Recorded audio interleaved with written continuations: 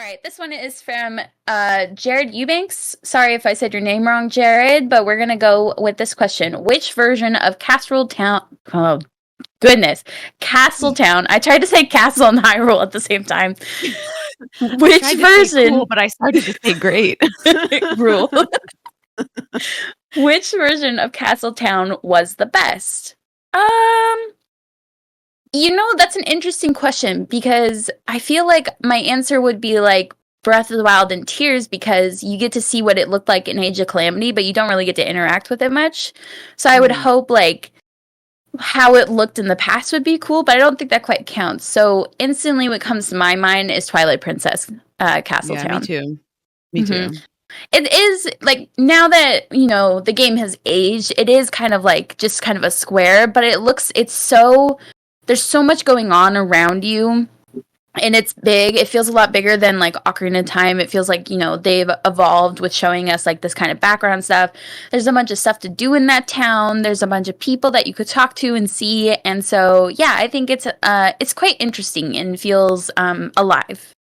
Yeah, I agree. I think this one is far and away the best one. I think like I can picture it like how okay, so I just watched Jurassic Park 2 for the first time. I promise I'm going someplace with this. But they want to build a Jurassic Park like in San Diego. That's like the conceit of the story, of the whole plot.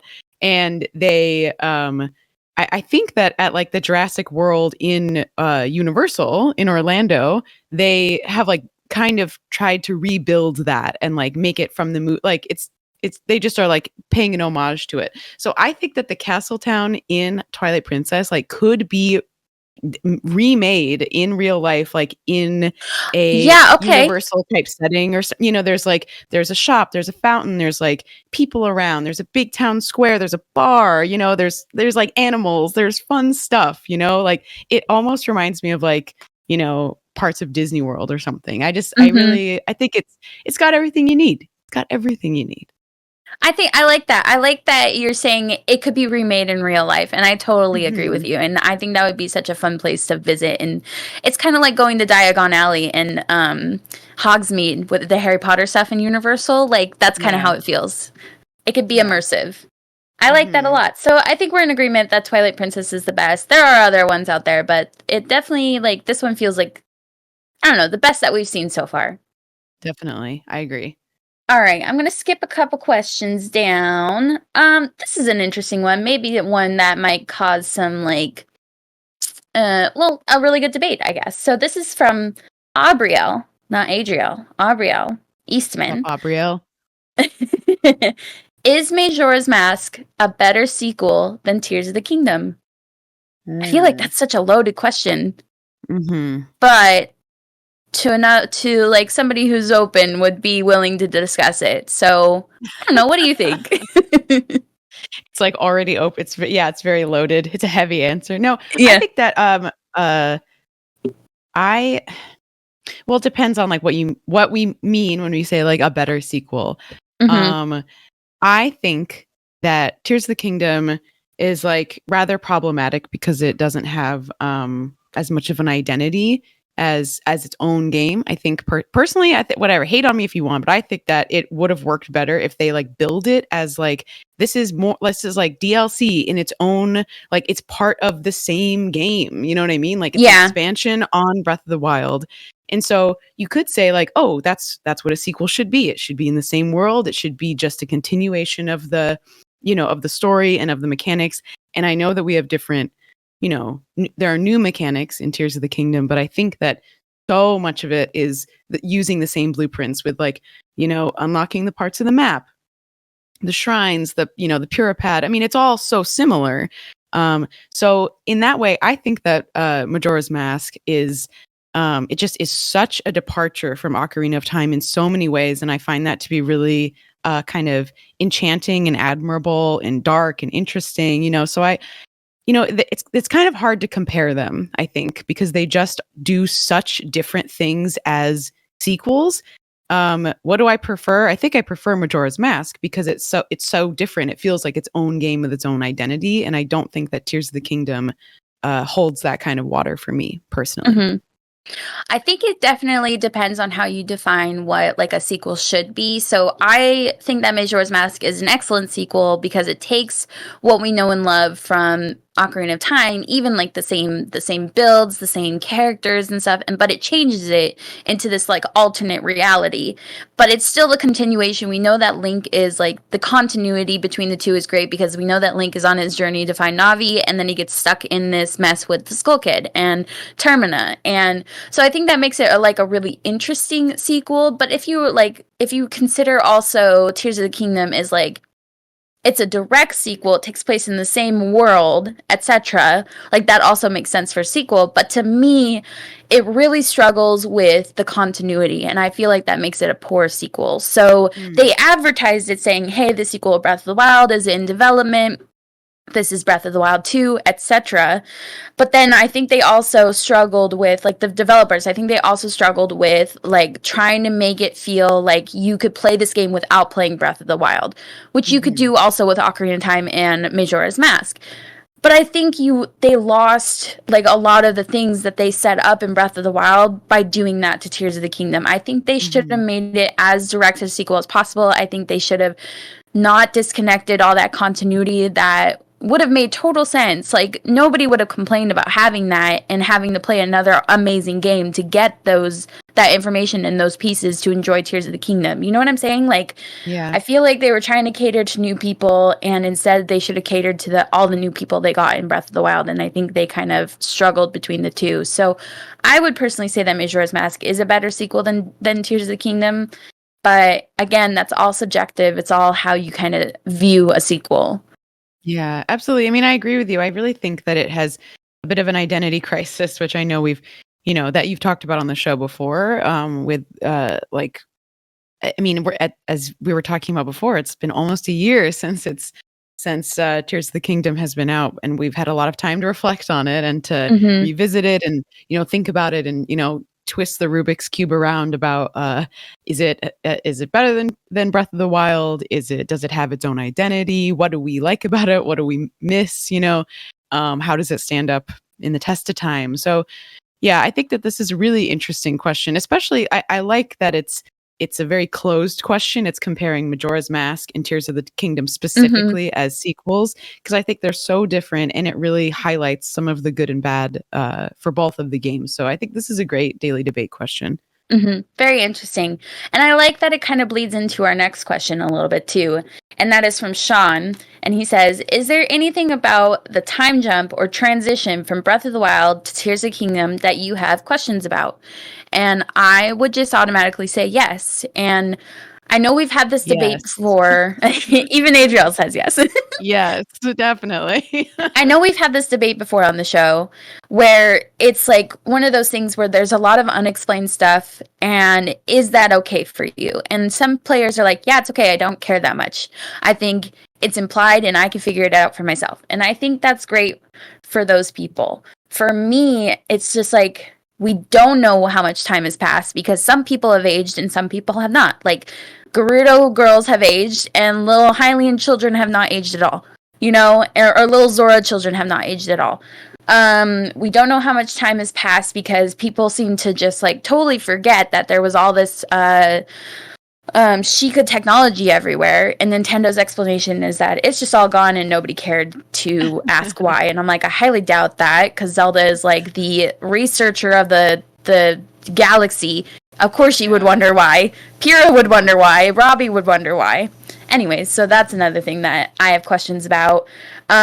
We don't know how much time has passed because nobody seems to really mention the old champions anymore, like barely. I'm replaying this game and I've seen like 2 or 3 instances where the old champions are mentioned. Nobody talks about the calamity that just happened, even if that was 6 years ago. I feel like that was something that held people in limbo for 100 years and they would still be talking about it, except for at the school they talk about it.